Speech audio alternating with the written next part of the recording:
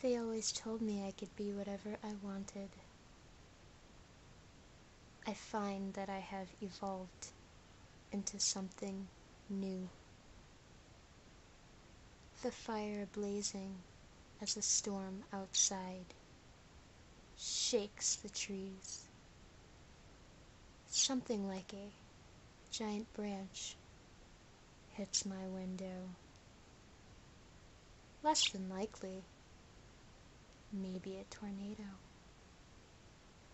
blowing everyone to pieces. It was a late evening, quite damp outside and out. Mud tracks across the worn wooden floor. The song plays on the record player. It never skips a beat. Clothes neatly folded on the dining room table.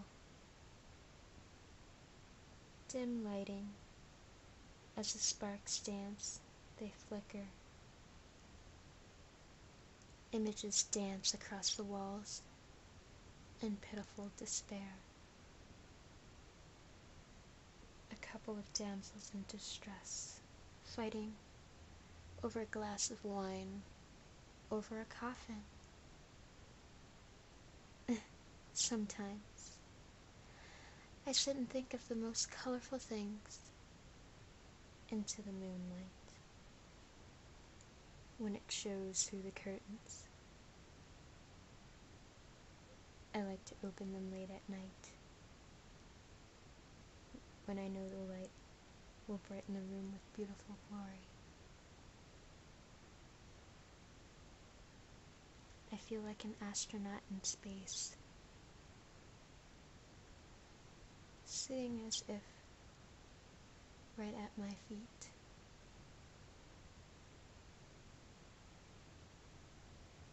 The imperfect gashes covering its gray, illuminating the once dark corridor.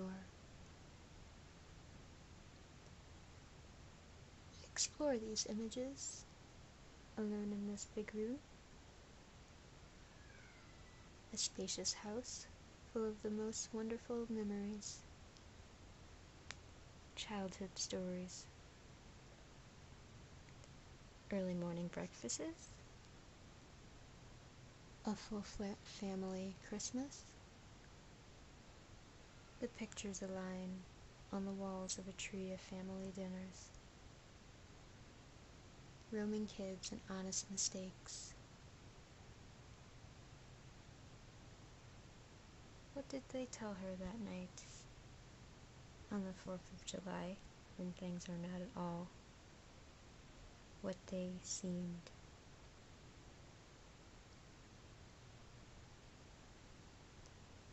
We got into our beds and went to sleep. I kissed the girls goodnight, tucked my wife into bed, said I love you, and patted her on the head, as I always did. We swam in the oceans in our dreams that night. All four of us, we swam and we swam to find the moonlight down below inside the ocean. We once feared drowning in bodies of water, but in this night it no longer mattered. As a family, we dipped our feet into our fears and jumped in, no mistake. Thoroughly enjoyed, we laughed at each other and played, splashed and splashed. We competed to see who could hold our breath the longest, but in the end, we were all winners. We won the prize. But then after, something swept over me. I opened my eyes and the dream was over. I grabbed my clothes, I grabbed my jacket, slipped them over my shoulders, slipped my hair back, wet, dork, dark, short, and black. I glimpse into the mirror, take a quick look at myself, pale, cold, dressed in the most fabulous of fashions. I smirked, in agreement with my mirrored image. So clear I was. And now, it was time to begin. I began my study to grab the candles and the fire. I started for the living room. I lit the candles, wick by wick, grabbed the finest of scotch, and my favorite tie for the occasion. I put it on tightly. I sat in front of the flickering fire and watched it blaze. Glass in hand, I poured my drink, smooth, just like her hair used to be. And now I am home, free at last, as I've always wanted to be. I set them up. I placed them nicely to see. We sat as a family, just as we used to be, and watched the fire blazing. We watched the fire. I pat your head and I tell you stories of glasses of wine and harmless fights we had in human life. You all look so shocked. I began to think maybe I've said too much. Okay, dear. This isn't conversation for a family evening. Why don't you come up with something else to say? The same expression, darling? You say nothing. Well, okay, dear. Just this one last time.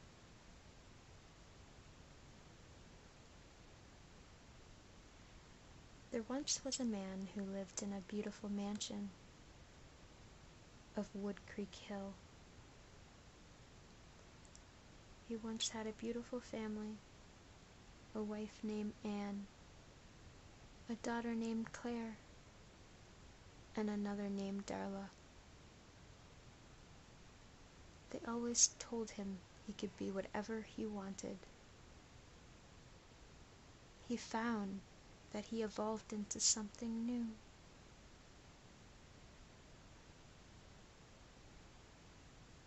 And so they sat until daylight broke and there was no more to say. But every night he tells the same tale to each and every one of them, the exact same way. To this day, he never realized they'd went away.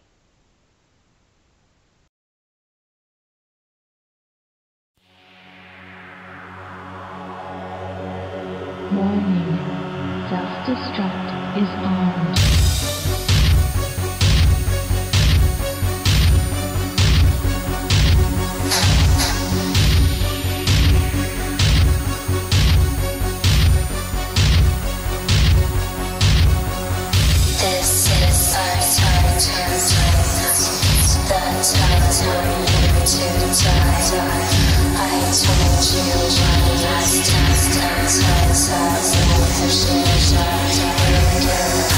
I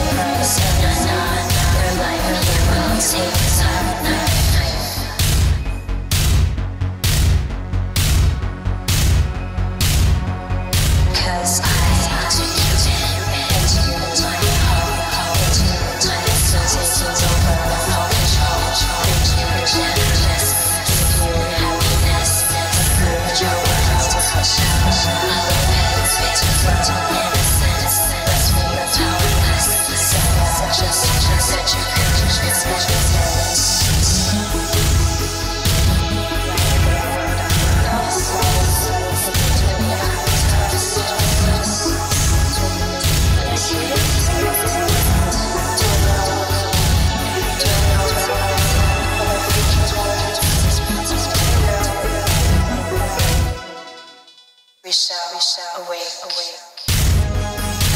The lies that were chosen. Your guilt whispers. Your guilt is your burden. Your soul holds inside.